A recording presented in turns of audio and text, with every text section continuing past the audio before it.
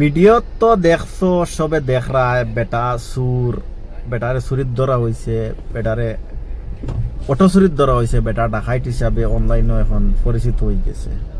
আগে একজন গালিবাজ আসলো ঠিক আছে, খারে গালি দিত, যেটা কমিন কম জাত যেটা ওতারে বেটায় গালি দিছে, বালা মানুষের গালি দিছে না।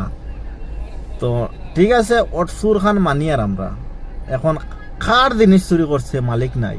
ও ভিডিওর মাঝে শোনা গেছে যাতে যে একজনে উঠিয়া কইতেছে যাতে যে অটোর মালিককে, আর একজনে উঠিয়া কর যে মালিক নাই। হ্যাঁ, তো এগুলা কিন্তু সাজানো একটা জিনিস আমার মনে হয়, এগুলো একটা চক্রান্ত এগুলা।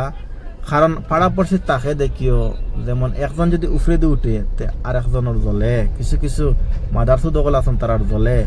তো এটা আমার মনে হয় এটা এইরকম একটা ষড়যন্ত্র। আর বালের রোস্টার সকল আছেন, রোস্টার হলে কইতরা যাতে তার ভিডিও নিয়ে ফটো নিয়ে কইতা যে চুরির ধরে আগাইছে এই নি সেই নি। আরে বালের রোস্টার সকল প্রমাণ সবুত নিয়ে রোস্টিং করিও, বুঝছো? প্রমাণ সবুত নিয়ে রোস্টিং করিও আর প্রমাণ সবুত নিয়ে মাতিও।